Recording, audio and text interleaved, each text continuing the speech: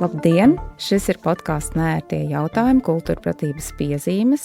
Šodien mūsu tēma būs māksla, mākslas izglītība, un sarunu esmu aicinājusi kuratori, mākslas žurnālisti, kritiķi un zinātnieci Ingu Šteimani, mākslas kritiķi un zinātnieci Aigu Dzalbi un kritiķi, mākslas žurnālisti Ievu Leismējeri. Projekts mums ir par kultūrpratību un to, kādā veidā cilvēki pie tādas tiek. Un tā kā man liekas, ka viena no tādām nozīmīgām daļām tajā, kā cilvēki vispār saskarās ar kultūru, ko viņi tajā ierauga, kā viņi to vērtē, ko viņi no tā atcerās, ir tieši kultūras žurnālistika un konkrēti mākslas kritika. Tad es esmu šodien jūs paaicinājis šeit, lai mēs runātu par to, ko jūs darat un ko varbūt varētu izdarīt labāk un kādi faktori ietekmē varbūt to, kā rezultātā veidojās sabiedrībā kultūrpratība tāda, kāda viņi ir. Varbūt pirmais jautājums pavisam vienkārši, kā jūs vērtējat to, kā mūsu sabiedrība no vienas puses zina, pārzina, bet no otras puses arī saprot mākslu un kultūru kopumā? Es uzskatu, ka sabiedrība ir sadalījusies tādos laikmetīgos burbuļos, un tiešām ir sabiedrības daļas, kas ļoti labi pārzina, kas ar atvērtību, ar var teikt, tādu lielu interesētību uztver, un sevišķi, ja mēs par laikmetīgo kultūru runājam. Un ir sabiedrības daļa, kas ārkārtīgi negatīvi izturās, to es jūtu mākslas stacijā dubulti strādājot un uztverot, kā cilvēki jau uztver mākslas darbus, un kas ne par ko negrib mācīties lasīt mākslas valodu un paliek tādas ikdienišas valodas līmenī, līdz ar to viņiem nav metaforu izpratne, nav simbolu izpratne. Jā, man šķiet, ka tas burbulītis ir ļoti mazs, kurā ir tie valodas pratēji un kas patiešām interesēs. Un savukārt tā daļa, kas nevēlas, ir pat samērā agresīva un tiešām nevis neitrāla, bet ļoti, vai ne ļoti, bet tāda aktīvi noliedzoša un nesaprotoša, kādēļ vispār kaut kas tāds pasaulē, ka kaut kam tādam ir tiesības pastāvēt un kam tas nes labumu. Jūs tomēr vairāk vai mazāk strādājat kā kritiķis vai esat strādājuši kā kritiķis. Kā jūs jūtat to auditoriju? Vai tur ir vairāk nepieciešams skaidrot, vai drīzāk jūs vēlētos tiešām iedziļināties tajos sarežģītajos mākslas darbu zīmju kompleksos vai mākslinieki iecerēs? Kā tas ir? Sajūta, ka es nejūtu patiesībā to auditoriju un ka tas ir tāds bezatbildes ceļš, ja tā kritika ir atbilde varbūt uz mākslinieku gājienu, tad uz mākslas kritiķa gājienu ir visbiežāk klusums atbilde, ļoti reti ir tie gadījumi, bet ir, protams, arī, kad vai pats tas, teiksim, mākslinieks visbiežāk vai kurators, kurš ir rīkojis konkrēto pasākumu izstādi vai ko citu, ir reaģē vispār uz to, vai ar paldiesu vienkārši vai kā, bet vispār reaģē, bet visbiežāk ir sajūta, ka tādā tukšumā. Tukšumā, jā. Un reizē nav varbūt slikti un nav sajūtas, ka neviens nekad to nelasa, jo pēcāk izrādās, ka viens ir izlasījis un otrs ir izlasījis un tā, bet reakcijas nav gandrīz nekad. Vai arī pēc ilgāka laika. Teiksim, ja Aiga raksta un publicējās, tad mana tā kritiķa prasme šobrīd izpaužās interpretējot, tā kā ievadus, es katru reizi rakstu un tomēr vairāk tā kā tā kritiski skatoties. Un tad es arī jūtu, ka būtībā nav tā, ka cilvēki nelasa, bet es nevaru, pirmkārt, es arī pati nevaru nosaukt mērķa auditoriju, jo es tiešām negribu atkāpties no tā profesionālā, ko tu teici, zīmju tulkošana un būtībā vizuālās valodas tulkošana. Man liekas, ka tas ir jādara un jādara visu laiku, jo ja mēs to nedaram, tad mēs aizlaižam nebūtībā to mākslas valodu plašākai auditorijai. Tad tā paliek pavisam šauri lietojama tikai starp māksliniekiem un kritiķiem.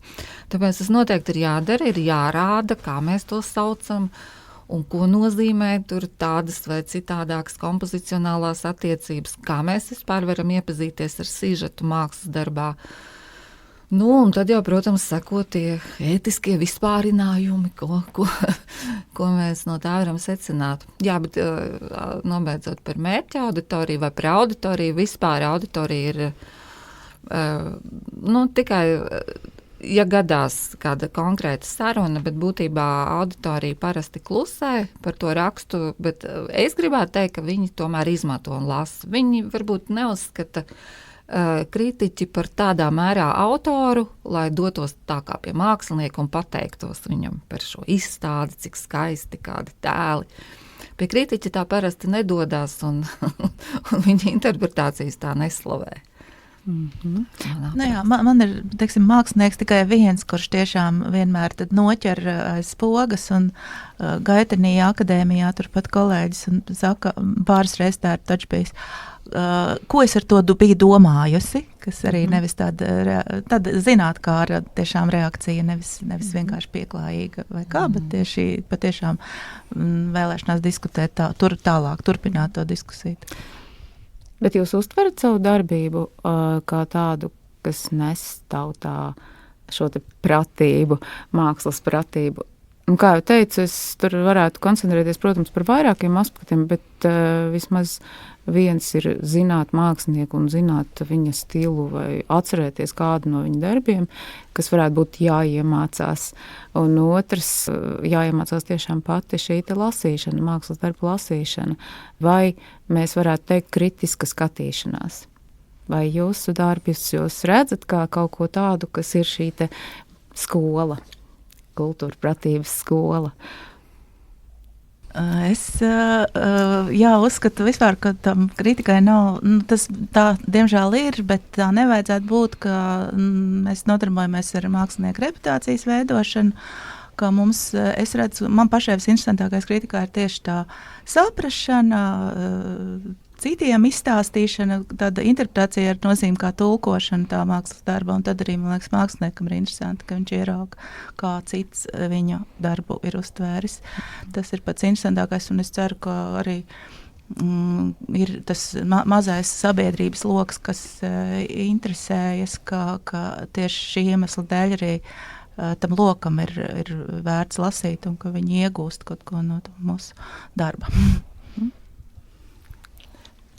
Es gribētu pakāpties drusku atpakaļ tajā iepriekšējā tēmā par auditoriju un beidzot attausi, ko es varētu par to piebilst.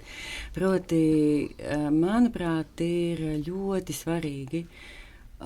svarīgi un vecmodīgi un joprojām svarīgi mēdīs redakcija, redakcionāls atbalsts autoram, jo ja tu vienkārši dalies ar kaut kādu viedokli vai, tekstu, vienalga ko, tad to vienkārši dari. Taču, ja tu raksti kādam, tad tu jau iepriekš zini apmēram, izsākot, tas mēdījis jau nosaka to auditoriju, jo tu neesi viens, tu neesi vakar, tu zini, ka tu būsi rīt, tēlēni apmēram tā. Respektīvi, tu uzskati, ka medijas kaut kādā mērā nosaka to auditoriju un manu sajūtu par auditoriju. Ja es rakstu kultūras fórumam, tad es varu, faktiski jā, ja es esmu tik introverta vai dumja un nezinu, tad es viegli varu noskaidrot, vismaz censties. Man ir kaut kādi rīki, kā noskaidrot to auditoriju. Es rakstu Rīgas laikam, kamēr tāda iespēja ir. Un tad es arī aptuveni varu, atkal man ir kaut kas vismaz manā rīcībā, kā es varu mēģināt tuvoties tam, kas ir mana auditorija, kur tas ir vienkārši tas mēdījis kaut kā fokusē to auditorijas lietu. Jā, tā Vispār es piekrītu. Bet es savulaik, strādājot kultūras formā un saņemot no citiem kritiķiem recenzijas, es vienmēr uzskatīju, ka vislabākais ir arī tomēr ļaut tai kritiķu balsī skanēt. Ja? Lai tiešām cik viņa unikāla arī būtu. Jo es kaut kā priekš sevis, toreiz es tātad vadīju kultūras forumu. Es Paldies tev par to. Gan par balss ļaušanu, gan par vadīšanu. Cik skaisti, jā, tas jau ir gadus atpakaļ. Bet es biju definējusi, ka man tāds pretstats, tai mēdīju satura tādai dizainiskai gultai, man bija īstenībā Diena tajā laikā, jo man likās, ka Diena ārkārtīgi iedarbojās uz autoriem, ārkārtīgi profilē tomēr to auditoriju, to saturu, to vēstījumu tiešām noprofilē, kā būtu jāizskan tādam laikmetīgam vēstījumam. Un man likās, ka es gribu darīt tieši pretēji, lai viņš ir tieši tik autentisks, cik varētu būt. Bet tas, protams, acīm redzot, ir grūtāk. Jo tāpēc, ka neveidojās tāda mēdīja balss. Ja? Bet es nezinu, vēl joprojām nezinu, vai tas ir labi, kad mēdīja balss ir pārņēmusi rakstītāju balsis. Jā. Es to drīzāk, es nedomāju mēdīja balsi, bet mēdīja tieši auditoriju. Proti, pavisam vienkārši. Pavisam tehniski pat varētu teikt. Es zinu, ka ja es publicēju kaut kādu tekstu par mākslu tajā vietā, kur vēl ir kaut kādu citu autori teksti par vēl kaut ko, tad, es aptuveni nojaušu un saprotu to cilvēkus, gan kas ir tajā, kas to mēdīju veido, gan arī kas tur to, lasa, klausās. Jā, bet tagad sociālā mēdīja laikā varbūt, ka tas mēdīja balss vai kā to nosauc, nav, ka tas rakstītāja teksts var pilnīgi izkrist un kaut kur doties pats savā ceļojumā un nonākt pilnīgi negaidīti pie kaut kā, kurš nemaz nelasa to mēdīju kopumā, bet to tekstu beigās pēkšņi viņš iebers tajā laika joslā vai kaut kur tas tā neprognozējama, viss tā tumsā vien. Vai ir kaut kas universāls, ko jums liekas, ka vajadzētu iemācīt tādā nozīmē, ka pateikt, pat ja cilvēks nezinām, ka mūsu mērķis ir viņam kaut ko iemācīt, un piedāvām darīt to ar katru kritiku, kas droši vien ir tomēr veltīta vienam noteiktam autoram vai izstādē. Es saprotu, ka katreiz tas primārais rakstīšanas mērķis ir atšķirīgs, un arī autori var būt dažādi. Bet vai ir kaut kas, ko jūs gribētu, lai katrs jūsu raksts vai citu veidu publikācija nodotu un nostiprinātu, piemēram, auditorijā, kā tādu izglītības pamatu par vizuālo mākslu? Gan par vizuālo mākslu, gan vispār par kultūru. Man ir viens vēstījums, ko es īstenībā nesen pat nodefinēju. Tas ir rakstīt, kritiski rakstīt, aplūkot, bet parādīt, kā var niansēti dot vietu citam. Kultūra telpā, vispār telpā, civilizācijā. Un parādīt, ka var atšķirties viedokļi, var atšķirties pat uzskati, bet ir jāprot dot vietu citam. Man liekas, tā būtu vislielākā kritikas tāda pamācība mediju pratībā, kultūra pratībā.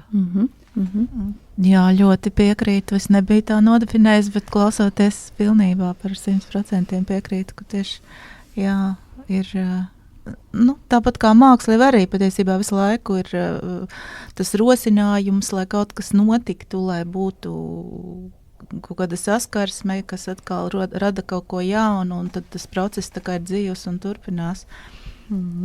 Un tā saruna visu laiku. Jā, un ka viena aktivitāte neatceļ kādu citu aktivitāti, viena iniciatīva nenogriež ceļu citai iniciatīvai. Jā, un nav vienas patiesības, bet ka ir iespējams par to sarunāties. Un ka tā nav neizlēmība, ka nav vienas patiesības, vai ne? Tieši tā, jā. Un to tā skaisti visu laiku uzturēt.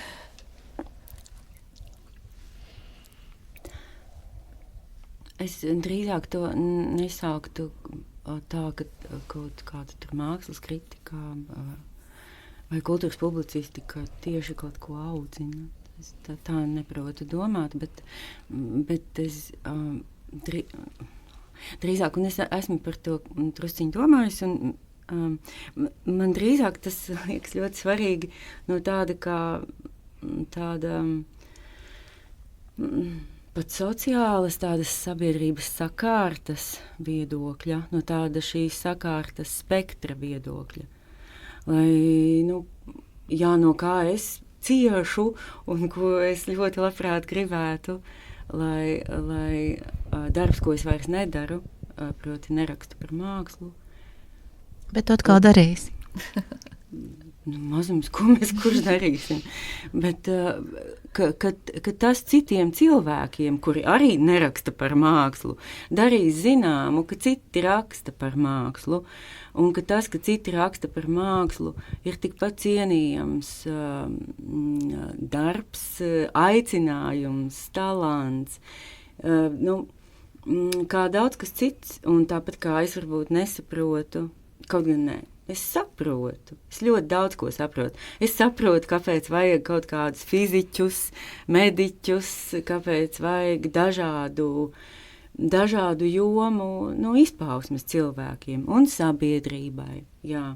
Un man liekas, ka tā darīšanās ap to mākslu, pati māksla, rakstīšana par mākslu, tās piedāvāšana, kūrēšana, izstāžu rīkošana, ka ir svarīgi, ka tas vispār notiek, jo sabiedrība atceras, uzzina, patur prātā, ka tas šitais segments vispār ir.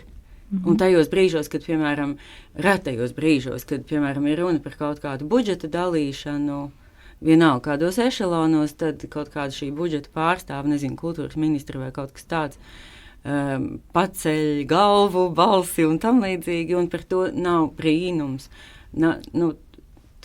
Tā ir parasta, normāla, tradicionāla tautsēmniecības, teiksim, tā nozare. Tas nav nekas tāds interesants, kaut kas tāds ārkārtējs. Nē. Tā ir parasta lieta. Tieši to parastības tādu iedibināšanu un nostiprināšanu, jā, es sagaidu no tā, ko es vairs nedaru. No kritikas. Es varu piekrist arī par to normalizāciju, nozares vienkārši, bet es gribēju tomēr arī, es savu darbu redzu, ka man ir pašai interesanti to darīt, tāpēc, ka es varu tiem cilvēkiem varbūt parādīt, ka redz, cik mēs interesanti varam uz to paskatīties un to vārdu interesanti atraut atpakaļ no tevis teiktā, ka interesanti arī ir forši un ka tieši, nevis kā dīvaini, ka tas ir kaut kas dīvains, bet tāda normāla nozara, bet parādīt, ka tā ir tāda arī forša. Garlaicīga nozara. Jā, ka tā ir forša un ka ievilināt, tā kā varbūt kaut kādus prātus, kas citkārt ir noguruši un paskatīsies vakarā seriālu, tad viņus ievilināt tajā diskusijā, tajā sarunā, kas var būt interesanta. Liec mierā mūs pie seriāliem. Bet, labi. Es tad saklausīju arī kaut ko tādu, ka, ja, piemēram, auditorija apmeklē izstādes, tas viņai varētu būt vienkārši kā daļa no dzīves, ikdienas dzīves, bet priekš kam tad kritiķis jauda arī pati var sastapties ar mākslu un pietiek ar ziņām, lai kaut kādā veidā uzzinātu par to un aizietu? Es teiktu tā, Nē, tas ir labs jautājums, jo, manuprāt, var ļoti uzskatām paskaidrot, ka tad jau mēs varētu arī paši iztikt, jo mēs varam noturēt zīmolu vai otru rokā un mākam tur meistarot no koka vai no plastilīna vai no māla, un tad mēs varētu paši arī izgatavot. Un patiesībā jau tā tendence tajā daram paši, kas tagad tā kā ir, kas uz ko auditorija patiesībā ļoti aktīvi arī iesaistās.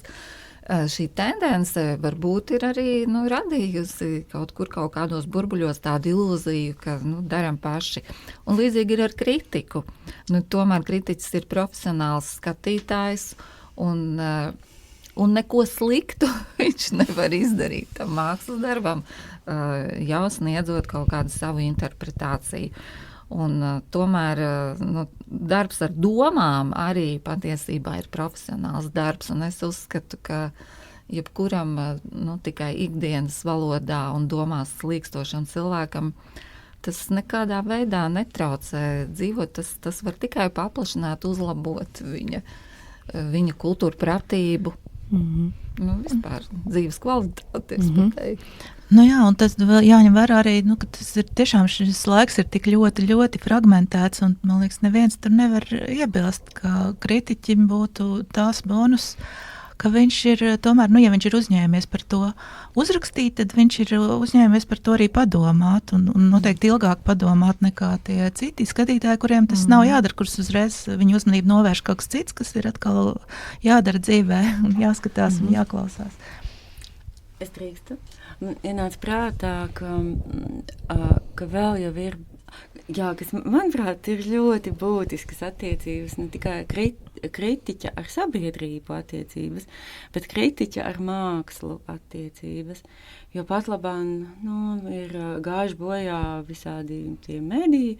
Laikam viens tās konsekvences ir palicis kultūras diena, kurā to vajag raksti, bet tas arī viss. No tādas konsekventas mākslas kritikas. Ir arī publicē kritiku, bet laikam... arī publicē... Visbiežāk teātra kritiku neskā. Es runāju, arī kultūras es gribu arī izdomāt, vismaz izteikt līdz kālam. Tur nav kritikas. Vispār? Intervijas ir un publicistika. Bet... manuprāt, ir svarīgi tātad viss kaut kas, ko kritiķis pats dara un zina, ko dara tāda vispārīgāka sabiedrība, ko viņa dara, ko viņa zina, kādas ir tās attiecības ar to kritiku un kritiķi, bet mākslas attiecības ar kritiķi, manuprāt, pat ir tādas, ka es mākslas vietā ļoti uzmanīgi dzīvotu. Jo es dzīvoju pat labāk, iztēlosimies, es esmu māksla, vizuāla māksla. Es dzīvoju bez feedbacka funkcijas, tā ir bīstama dzīve. Un pat bez spoguļa gandrīz arī. Un, teiksim, es šajā nozarē esmu no 90. sākumā. Manuprāt, jā, pa šiem kodiem 30 gadiem var vērot, kā tā māksla ir purinājusies prom no tās kritikas. Viņa ir kaut kā tā slaucījusi un paslaucījusi veiksmīgi. Bet ne jau māksla ir vainīga. Nē, es nemeklēju šeit vainīgos. Es kaut kā brutāli personificēju, lai kaut kā savāktu tos teikumus kaut kādā tajā saturā. Bet es patiešām to ieskatu kā tādu ļoti bīstamu lietu palikt bez feedbacka. Iztēlojies kaut kādu, māksla publiska sfēra, iztēlojies vēl vienu publisku sfēru, politiku. Politika paliek bez feedbacka, kas notiek. Tas, manuprāt, nav bez tāda objektīva izvērtējuma. Bez tāda objektīva izvērtējuma. Jūs skaidrs, ka sociālajos medijos mums ir komentēšana līdz kaklam, un katra mākslas darbs, ja viņam izdodās... bet vienkārši tā arī ir atbilde. Vienkārši varbūt tiešām neprofesionāla un objektīvi. Cik kritika ir objektīva, tas ir atkal cits jautājums, bet vismaz mēģina domāt no kaut kāda tāda nozares skatpunkta, balstoties uz kaut ko tādu, ko mēs arī mēģinam uztaustīt, un tas ir kaut kāds kopīgs tāds zināšanu prasmju pamats. Ka es zinu mākslas vēsturi, es zinu mākslas teoriju, zinu, kas Lācītim Vēderā no tā viedokļa, ko mākslinieks varētu būt lietojis, lai gan mūsdienu mākslā, man liekas, laikmatīgā lieto šausmīgi daudz ko. Jā, arī. Un es zinu, kā tas varbūt bija iecerēts, es varu nojaust, un es varu nojaust līdz ar to arī, vai tas ir vai nav sanācis. Tā kā šis viss ir tas feedbacks, ko tu apmēram aprakstīji, kura vairāk nav, vai ne? Kurš ir mazinājies? Es piekrītu. Tīri schematiski raugoties, lūk, izstādes, piemēram, tāda birs ar izstādēm, piemēram, vienā mēnesī. Tiek vienīgajā konsekventajā medijā, kurš publicē kritikas, aplūkots, piemēram, 2 2 koki tajā birzī. Pārējie netiek aplūkot ne šajā mēdījā, ne citos, kuru nav. Tad attiecīgi tie koki, viņus neviens tā, kā saka, neierauga. Var paliek dažādas žūrijas. Es, protams, un es nošķiroju tad nost visu, kas ir tad kaut kādas atsauksmes sociālajos tīklos, kas ir žūrijas, kas ir pavisam citā, kā pasaka, man liekas, no rakstīšanas par mākslu lielā mērā ir palikusi tā PR funkcija, kas mākslai, tā izstāsta, ja māksla ir tāds saimnieku paps, ja tā ir viņas galvenais tāds, mūds, kā viņa spēja par sevi domāt, kā viņa vispār, tā sevi, pozicionē sajūt sabiedrībā. Ja tas ir tas, kas viņai ir vissvarīgāk, tad tas viņai arī ir. Proti, tiek izgatavots produkts, mākslas darbs, un teksti nodrošina tām ceļu pie naudas, pie kaut kādas, vēl naudas, un varbūt veiksmīgos gadījumos vēl kaut kādas naudas. Apmēram tā. Es varbūt mazliet brutalizēju, bet tikai mazliet. Labi. Kaut kādas briesmas šeit iezīmējās attiecībā uz mākslu. Bet jautri. Jā. Bet tāda ainava. Iztēlojas tāda kaut kāda, jauna mārapa, kur ir tādas vienādas ieliņas, tādas saparcelēti gabaliņi. Un viss ir tā kārtīgi. Visam ir funkcija. Jā. Es domāju, ka es varu piekrist, ka ir mazinājusies, varētu pat teikt, pat nevis kritikas pratība, bet mēdīju pratība saskatīt kritikā liederību, varbūt kaut kā tā, es nezinu. Tas ir mēdīju redaktoru. Jā, mēdīju redaktoru. Šis ir interesants ļoti. Jā, tas aspekts, jo es tiešām uzskatu, ka tas ir mēdīju vājums, nespēja saredzēt kritikas nozīmīgumu. Iespējams, ka tā ir arī nespēja saredzēt mākslas un kultūras nozīmīgumu. Un tā ir nespēja nodrošināt budžetu. Tas gan, jo tāpēc, ka kritiķim ir jāmaksā honorārs. Un līdz ar to tā ir ļoti būtībā smaga pozīcija, jo, teiksim, ziņu tu varbūt izveidot kaut kā no... Un tev ir darbinieki, kas ir štatā. Jā, tieši tā, darbinieki štatā, bet kritiķis tad ir tāds. Bet... es nezinu, Latvijā vai vispār kaut kur ir kritiķis štatā, ir tikai kultūras žurnālisti. Dienā droši vien bija žurnālisti, kas bija kā žurnālisti. Žurnālisti, jā, viņi sauc sev par kultūras žurnālistiem un tieši izceļ to savu darba atšķirību, ka viņiem viņi var strādāt kā kritiķi, bet viņu apmaksātais darbs, maizes darbs ir žurnālists, nevis kritiķis. Vai tas nenozīmē tomēr, es varbūt mazliet atkārtošu savu jautājumu, kā arī skatījums uz kultūru ir, teiksim, tādā nozīmē tāds, kas samazina kultūras nozīmi. Ar to es domāju, ka šeit var būt 2 dažādi ceļi, kā tas ir noticis, gan caur to, ka tīri tādu redakcijas ekonomijas apsvērumu dēļ ir samazināts budžets, kas aiziet tajā virzienā, respektīvi, lai kritika tiku rakstīta prasmīgi un profesionāli. Un otra versija varētu būt tieši otrādi, ka vispār sabiedrībā, teiksim, pieprasījums pēc kultūras tāds, kāds viņš ir, kultūra arvien vairāk nonāk mums dažādu mēdīju arī rubrikās izklaide un brīvais laiks un tam līdzīgi, respektīvi ne pasvītrojot to, kas varbūt 19. gadsimtā vairāk un 20. gadsimta sākumā tika pasvītrots kā šis īpašais kultūrā, kas tiešām gan, teiksim, cilvēku padara kaut kādā veidā teiksim, izglītotāku un izpirtiešāku, atvērtāku par pasauli, kā tu teici, spējīgāk paskatīties, ka ir kaut kādas alternatīvas un citādais un tā tālāk.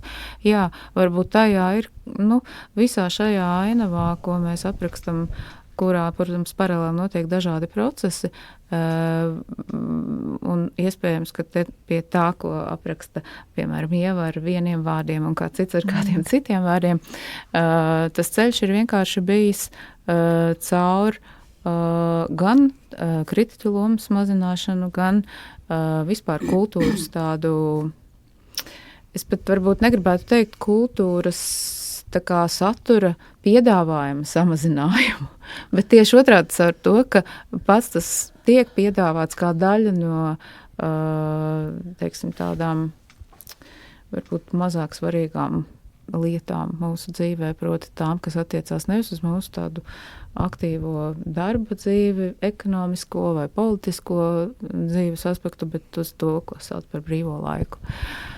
Bet es te neredzu, bet es ļoti nepopulāri, es saprotu, esmu ar savu to pārliecību, bet man nebiedē tas vārds izklaide, jo man šķiet, ka, piemēram, teātra izrāda arī mēs kaut smagu filmu, kurš nopietni liek domāt ar pēcgaršu, mēs viņu mierīgi varam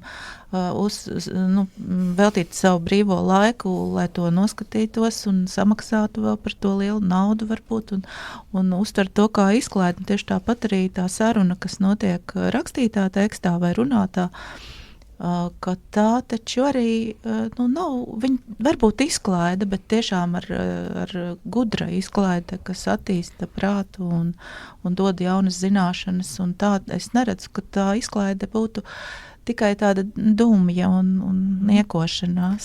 Es varu piekrist, ka tam pašam vārdam varbūt nav nevainas. Jautājums, protams, ir par interpretāciju, jo tas, kā zināms, ir tomēr arī attieksme pret izklaidi ar tādu, ka nevis ņemt un skatīties varbūt kāda cita atziņas, bet eksponēt sevi, ja, tur tādā ļoti piepaceltā tādā stāvoklī.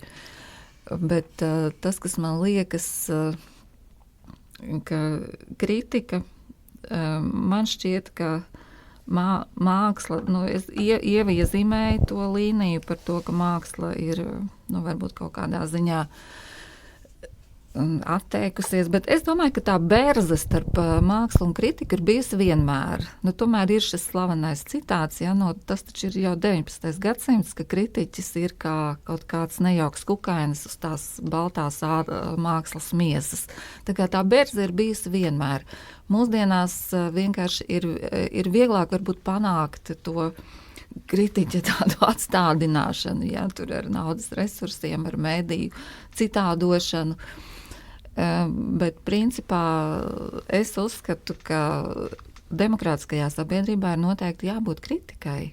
Un manuprāt, ka to vajadzētu, jo ir tādi zināmi atplūdi, es uzskatu, jo varbūt ir tāda sajūta, ka katrs pats var būt kritiķis un katrs pats sev tā teikt noteicējs un katrs pats sev tā tad arī kritiķis un pat bez mākslas valodas lasīšanas.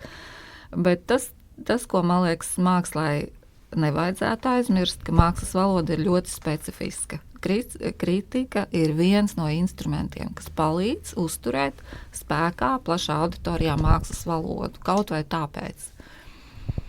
Jā, un ir tagad arī vērojams, par visu mēs varam teikt, ka ļoti maz ir tādas nopietnās, protams, profesionāls kritikas un tā, bet ka ir tās mākslas nozeres, kas ir ar tur tuvāk dizainam un praktiski lietojamās mākslas, bet arī pilnīgi noteikti vizuālās mākslas nozares, kurās vispār nav vairs valodas, lai par to runātu, kur nav neviena, kurš saprastu, kā veidojas, ja tur tās tehniski, es nezinu, par tekstilijām, par keramiku runājot, kas pārzinātu, vienkārši vispār ir tā sajūta, ka mēs vairs neprotam, mums jāpalasa tur 70. gadu žurnāla māksla, lai mēs atgrieztos pie tās terminiem un tā terminoloģijas vispār, un tās leksikas, lai vispār runātu, kas tas tāds ir. Ar glezniecību jau līdzīgi. Glezniecībā man tāda sajūta, ka visu lieto, jā, bet par jā. Kā ar mēdīju mākslu? Jo, protams, ka tā ir atkal viena tāda joma, kur dažādi mēdīji, sākot ar fotografiju, būtībā lieto kaut kādas noteiktas gan tehnikas, gan principus, gan arī iespējams sasniedz atšķirīgu auditoriju. Jā. Šeit es gribētu iestarpināt sīku reklāmas pauzi. Proti, dārgie draugi un klausītāji, žurnāls Fotokvartāls joprojām iznāk. Tiesa ne papīra izdevums, tas ir jau labu laiku interneta mēdīs. Tad fotografija viss kārtībā, bet par pārējām ja no tādas parcelācijas viedokļa raugās, tad jā. Jā, bet pārējie mediji, un viņi ir daudz un dažādi. Daudz tiek lietot laikmatīgajā mākslā, teiksim, ja uz kādām lielākām izstādēm aiziet, tad tur ir gan audio atsevišķi lietots, gan video. Bet tas labi ierakstās tādā konceptuālas pieejas, ja konceptuālas prakses tādā vispārējā gultnē, un faktiski tas medijs tā kā atkāpjās, tur kaut kāda tāda specifiska prasme vai skaidrība vai neskaidrība, jo nav jau noslēpums, ka ļoti, teiksim, arī telefona attēls daudzreiz palielināts, ja, ka viņš ir varbūt pat ļoti neskaidrs un pikseļēns, viņš tomēr tāpat var nest to koncepciju, un ja mēs pievērstos tīri attēla kvalitātei vai vispār, ko varētu no šādas tehnoloģijas dabūt ārā, tad mēs, teiksim, secinātu, kā varbūt autors nav ļoti prasmīgs, vai viņam vienkārši ir slikts telefons. Jā, bet varbūt viņš speciāli to dara. Jā, bet varbūt viņš to dara speciāli. Vai distortējot attēlu, lai... To pat neatklās. Jā, tur sākās šis brīvais tāds palākais valks. Jā, piedod, Inga. Cik tālu, teiksim, vispār mums ir kritiķi, kas būtu pietiekami sagatavoti, lai varētu tomēr detaļās analizēt šādus mākslas darbus? Mēdī mākslas darbus. Gan video klasiski, gan... piemēram, jauno mediju mākslas darbus, kas saistās ar internetu. Tas viss jau ir īstenībā 20 vai 30 gadu veca pagātne. Tagad jau mākslīgā intelekta. Tieši tā. Daudz, kas pa vidu arī vēl ir bijis 3D grafika un tā tālāk, kur parādās daudz jaunu jautājumu arī par to, kas vispār ir mākslinieks, kas ir viņa autorība, kas ir viņa, tā kā, aģence, ja tā var teikt. Galu galā, kas ir vispār šī tehniskā pratība, vai ne? Jo, skaidrs, arī ka dažādos mēdījos var sasniegt dažādi rezultāti, bet es saku, es vairāk tomēr paļaujos uz šo konceptuālo gultni un tomēr uzskatu, ka mēdīji lielā mērā saplūst, un tur ir svarīgs tikai šis... šī forma, kura veidojās no dažādām tehnikām un, protams, vēstījums. Tas tad ir būtībā par tādu robežu noardīšanu starp dažādiem mākslas paveidiem. Ja? Tad tas, uz ko būtu jāiet. Lielā mērā es uzskatu, ka uz to tas virziens ir, un tā tas arī turpināsies. Jā, man, teiksim, ar studentiem strādājot, savukārt ir bijis vairāk gadījumi, kad mums ir brīva izvēle, ja, ko skatīties, un bija gadījumi, piemēram, ar Rotko centru, kur meitenes ir, tā kā, var izvēlēties, kuru no 4-5 izstādes tur parasti vienā laikā notiek, un daļa no tām ir keramika, un vairāk gadījumi ir bieži, jā, kad meitene ir gatava runāt par grafiku, par tēlniecību, par glezniecību, un par keramiku viņa saka, jā, man tā izstāde patika vislabāk, bet es taču nezinu, es taču neprotu par to runāt, nav vārdu. Bet kuram tad būtu tie vārdi jāieliek, un atkal kurā brīdī, jo skaidrs, ka mēs varētu pārmest visu kaut ko augstskolām, bet tikpat labi varbūt visiem cilvēkiem būtu jābūt vārdiem, lai par to runātu, un tam būtu jābūt skolas izglītības saturā, vispār izglītošās skolas. Kam tam? Terminoloģija, lai runātu par tas ir pārāk keramiku, specifiski. Nē, es domāju, ka nav jābūt vispārējais kaut, ka tur vajag to. Tāpēc jau mēs runājam par to, ka vispār ir bijuši un vēl daži ir palikuši tie kritiķi, teorētiķi, mākslas vēsturnieki. Kas ir šīs valodas? Tā valoda par mākslu ir viņu instruments ikdienišķs, instruments. Viņi viņu pārvalda, jo viņi dara to darbu. Taču, ja viņi nedara to darbu, tad atceļas saruna par to. Jā, un tur jau tā sāpe, ka viņiem neviens neprasa darīt to darbu, ko viņi ir gatavi darīt. Bet, manuprāt, ja tu jautā konkrēti par terminoloģiju, tad tur tomēr ir kaut kāda tāda vēsturiska iestrādne, ko es saprotu šādi, kad ir, protams, klasiskie mēdīji, ja, kas ir glezniecība, tēlniecība, tur ir zīmējums grafika, tad ir lietišķās mākslas mēdīji, kuros arī ir pietiekoši specializējušies speciālisti, un ir taču šauri izdevumi joprojām ārzemēs, jā, kur patiešām raksta gan par tekstilu, kā mēs zinām pēc tekstilu, trien par keramiku, par ilustrāciju ir speciāli. Tad ir tā dēvētie anonīmie mēdīji, kas sākās tajā brīdī, kad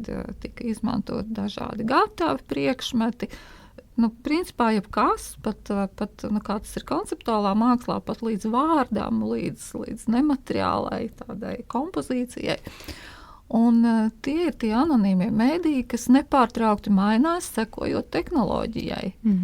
Un diez vai tur mēs kaut kā tā varam ierobežot to prasmi runāt. Un tāpēc es tā kā, lai man piedod, es saprotu, ka kino speciālisti arī ļoti bieži iebilst, starp citu, laikmatīgās mākslas video darbu autoriem par ārkārtīgi nekvalitatīvu attēlu.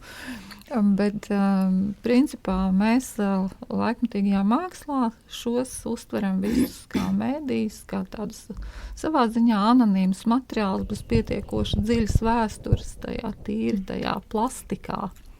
Tā plastika var būt ļoti radoša un nav tā kā īsti ar ko salīdzināt iepriekš. Teiksim, kā viens gatavs priekšmets var atšķirties no kāda cita.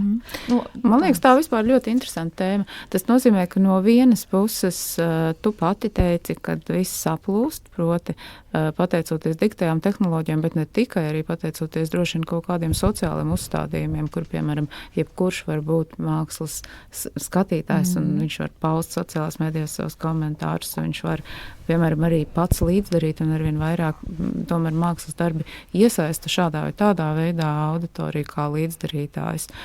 Tātad arī kaut kādas sociālās barjeras starp tiem, kas drīkst un tiem, kas nedrīkst, vai tiem, kas vispār ar to kādreiz dzīvē saskarās un nodarbojās, un tiem, kas ne, tiek nojauktas.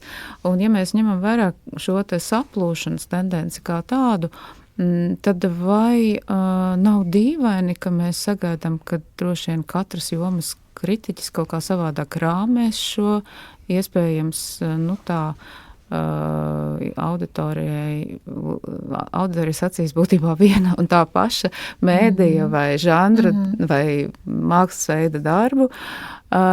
Cik varbūt šeit tad iezīmējās arī tas viens no kritikas uzstādījumiem parādīt to citādo, kā to, kas varbūt sākotnēji izskatās līdzīgs arī kā tas mākslas darbs, bet tomēr iezīmēt, ka šajā gadījumā mums tas varbūt jāuztver kā realistisks, objektīvs, informatīvs attēls, un tajā gadījumā, kā piemēram provokācija ar kritiku par sabiedrību tādā filozofiskā nozīmē. Es domāju, daži asumi, kas mums publiskajā telpā ir parādījušies, un tagad es vienkārši nesaukšu vārdā, bet to ir pietiekami daudz, liek domāt par to, ka ir kaut kādas gaidas un kaut kādi estētiskie ideāli vai forma, ko cilvēki iedomājas, kā, piemēram, pieļaujamu publiskā telpā vai nepieļaujamu. Gan narratīvi. Bet saprotot to droši vien kaut kā savādāk, arī narratīvi. Visā šajā varbūt... Man liekas, šis ir ļoti būtisks jautājums par estētiskajām gaidām un narratīvu gaidām, jo būtībā it kā šie brīvie, pašradītie narratīvi par, es domāju, tagad no skatītāja puses, kādai mākslā būtu jābūt, patiesībā viņos iedziļinoties, viņi ir gauži konservatīvi un gauži tādi retrospektīvi. Tas ir interesantākais. Tādā pilnīgi kaut kādā senā klasiskā mākslā. Bet varbūt tas ir tas, ko viņi ir apguvuši ģimenē un skolā. Jā. Tieši tā. Un tas tieši būtu jāmaina. Bet arī pašā mākslā, ja mēs tā mazliet vulgarizējam, tad tomēr ir jau tā, ka klasiskā māksla, kur tā robeža arī, protams, ir plūstoši kaut kur 20. gadsimts, kad viņi tur tā, bet vēl joprojām, protams, ir klasiskās mākslas tādas plūsmas, un tā informācija ir, tā tomēr ir orientēta uz tādu estētisku, tur ir narratīvas, bet viss pasniegšanas veids ir, kā mēs to pasniedzam, jo būtībā sižeti atkārtojās, teiksim, tādā pavisam pirms renesanses mākslā, tur patiesībā vai pat renesanses mākslā tur ir mīti un baznīcas sižeti, un tad nāk laikmatīgā māksla, kur ir akcents uz stāstu, un tas arī tieši uz narratīvu, ko mēs gribam pateikt, un tas arī lielā mērā vēl palīdz sapludināt šos mēdījus, kad viņi nav tik nozīmīgi. Nav tik nozīmīgi tā plastika strādājot ar katru mēdīju, bet ļoti svarīgi ir tas, ko mēs ar to gribam pateikt. Tas vēl papildina šo dīvaino tādu ignoranci attiecībā pret mēdījiem, tādā mūsdienu kritikā, ka centrā paliek tikai šis vēstījums. Un ja jau mēs te aizskārām tos lomu jautājumu nedaudz, tad vai jūs pieļaujat domu, ka arī auditorijai vajadzētu justies kā māksliniekam, tad, kad viņš iet uz izstādi? Sarežģīts un varbūt nērts jautājums, bet jā, vai viņam vajadzētu iztēloties sevi kā mākslinieku? Nu, es drīzāk teiktu, ka viņš ir kā tāds mākslinieka partneris tajā brīdī, kad viņš ienāk telpā un tad notiek atkal tā saruna. Sarunas partners. Jā. Nu, vai tas var notikt ne vārdiski, bet kaut kā savādāk, tur citā ķermeņa maņām tur iesaistoties, ka viņš uztver to vēstījumu, viņš aktīvi iesaistās, un to jau lielākoties mūsdienu māksla arī pieprasa, to interaktīvo. Bet jā, ka tā sabiedrības, plašās sabiedrības vizuālā atpalīdzība, es varētu teikt, pretēji pratībai.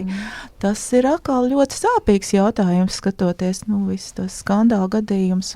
Kad patiešām, ka liekas, saka, Dievs, kāpēc tik asi reaģēt un kāpēc tik tā apvainoties un uztvert to kā personisku aizskārumu. Tā pašā laikā daudz uzsver, ka mums ir labs un tomēr ļoti atbalstīts mākslas un mūzikas, bet visnotaļ šo te jomu skolu tīkls, kam arī liela nozīme sevišķi reģionos. Varbūt mēs neesam vēl sagaidījuši to publiku, bet es gribu teikt, ka tā nepratība ir tiešām pārsteidzoša un pat rodas tāds impulsīvs salīdzinājums, un tas būtu apmēram tā, ka burtu A lasītu nevis kā burtu A, kā zīmi, bet kā vienkārši jumtiņu ar svītriņu. Un apmēram tādā pakāpē ir tās naturālistiskās gaidas, kas tā kā neatpazīst to zīmi. Un ja tādā nozīmē, es varbūt, tad, kad tu jautāji, es varbūt vispār nesapratu to jautājumu. Man liekas, ka tu jautāji kaut ko par to, vai tai mākslas pratībai vajadzētu būt kaut kā skolās vai kaut ko tādu. Es, man liekas, nesapratu, ko tu jautā, bet tagad es gribu tiešām teikt, ka atkal no tāda spektra viedokļa, kas ir skolā? Skolā ir tas un tas, un viss kaut kas tur ir. Vai tur ir māksla? Kad tā tur parādās? Kad tā no turienes pazūd? Pat tīri tā, ka mūzika kā stunda ir kaut kādās klasēs tā ir, tad tā vairs nav. Vizuālā māksla ir vispār kaut kādā sākuma skolā un tam līdzīgi, bet atkal pati māksla. Māksla kā pieredze skatīties attēlu, pat nerunājot par dažādiem mēdījiem, par kaut kādu pārastu pieredzi skatīties vienkārši vizuāli uz to, kas tev apkārt ir. Jo tas, kas mums ir apkārt, ir pilns ar vizuālās kultūras dažādiem elementiem, panākumiem, darbiem, visu kaut ko. Protams, ka skolā nav no tā tieši nekā, un tas ir viens no iemesliem, kāpēc ir tas A vietā jumtiņš ar spraislīti. Un tas ir briesmīgi, kāpēc tas tā ir. Tad liekam ķeksīšus, šitajām te vēlēšanām, kas tur tagad kaut kas būs, kad vajag mums. Bet es nezinu kā, bet es ļoti nāždroši uzraugos uz to, kā notiek sabiedrība. Vai varbūt tieši vairs nē. Jo kur notiks tas, mēs tagad sēdēsim, sauksim ķeksīšus, mēs identificēsim. Mēs to nedaram pirmo reizi. Es domāju, neviens no mums.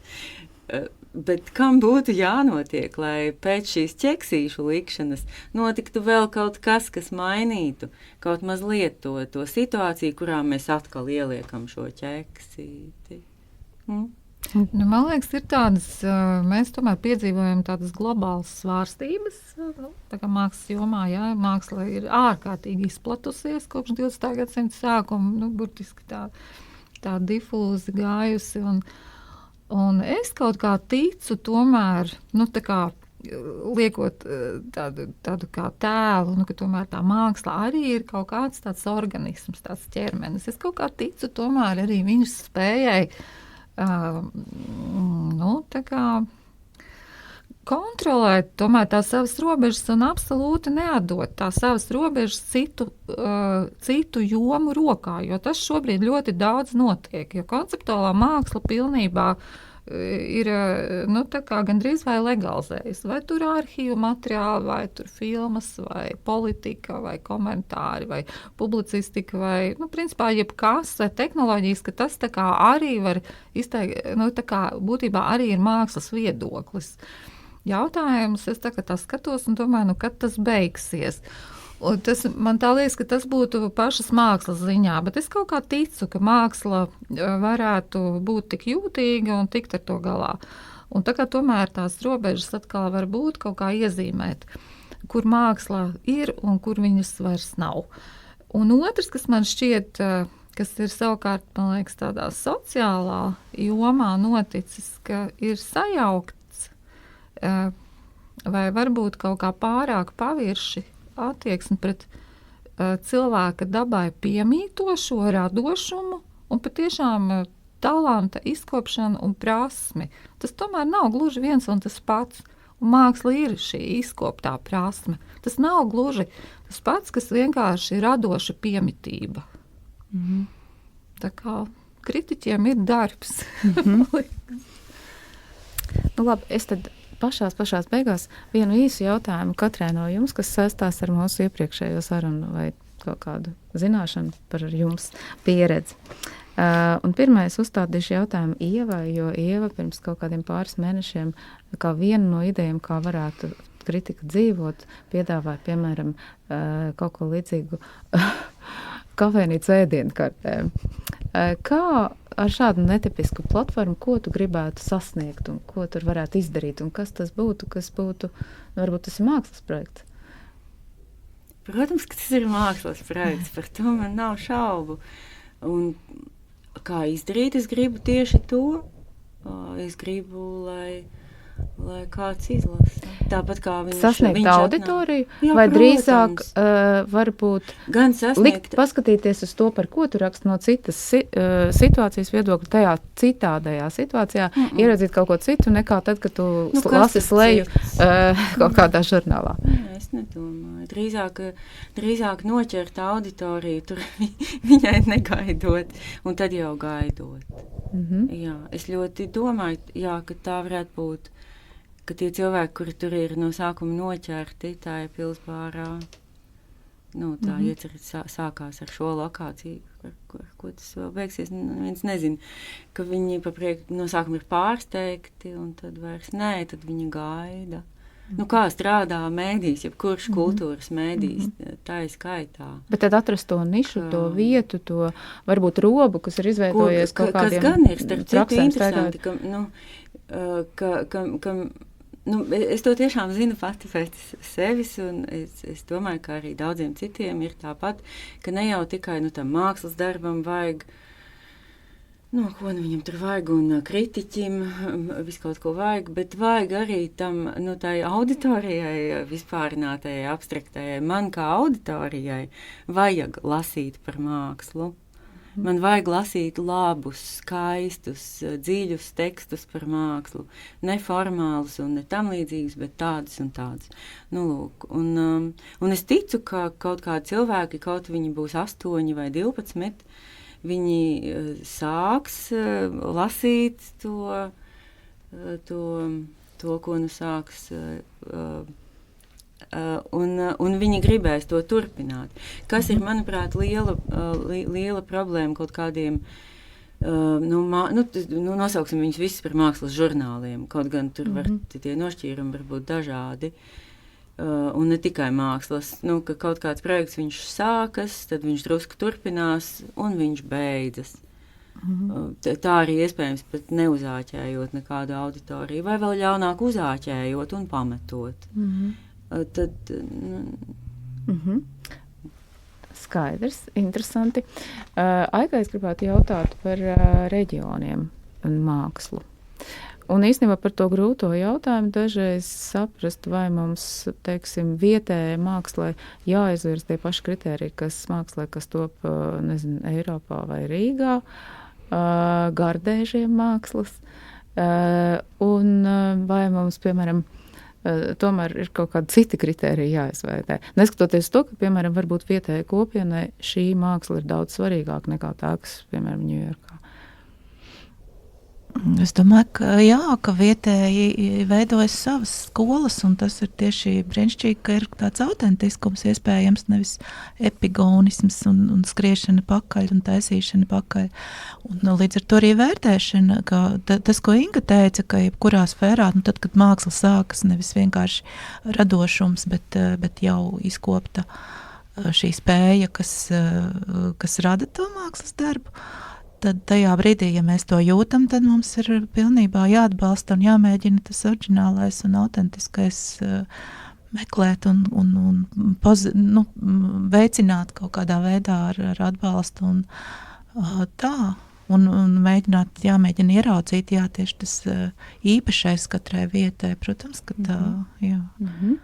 Labi, un Ingai jautājums par dubultu mākslas staciju. Pats tas nosaukums mākslas stacija, žanriskais nosaukums, vai kā vai to varētu teikt, kura mākslai būt tai vietai, liek domāt par to, ka tas ir tāds tā kā gadījuma, varbūt saskara ar mākslu un arī īslaicīga vai kaut kāda garām ejoša pietura, ar ko cilvēkiem tad būtu varbūt jārēķinās arī šajā, ka tas ir cits konteksts, cita kaut kāda vide vai vieta.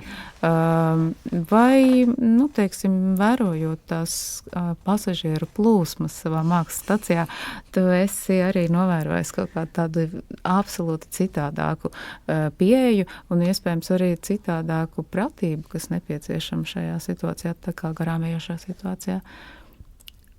Ja runa būtu par pratību no izstādes veidotāju puses, no mākslas eksponētāju puses, tad, protams, ir jābūt tomēr lielākai pasargātībai, tāpēc, ka tā pratība, ko cilvēks pielieto stacijā, tā tomēr atšķirās no muzeja.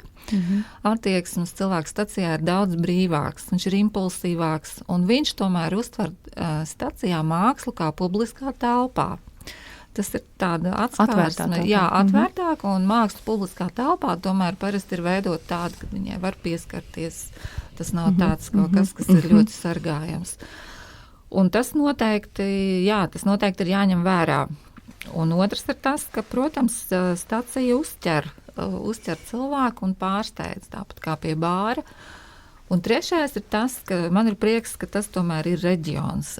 Es tiešām arī ar savu specifiku. Jā, ar savu specifiku. Turklāt, mums ir sezonālā specifika, kad vairāk uzdarbojas vietējie jūrmalnieki, un tad ir citi komentāri, un tad ir atkal vasaras specifika, kad ir turisti, un tad tur tiešām ir no visiem plauktiem skatītāji. Bet katrā gadījumā man ir prieks, ka tas eksperiments ir izdevies, ka mēs neatteicāmies ne no vienas funkcijas un palika šī publiskā telpa ar staciju un ar profesionālu izstāžu zāli. Un es uzskatu, ka ir vērts turpināt. Paldies! Paldies jums visām! Paldies tev! Paldies! Paldies.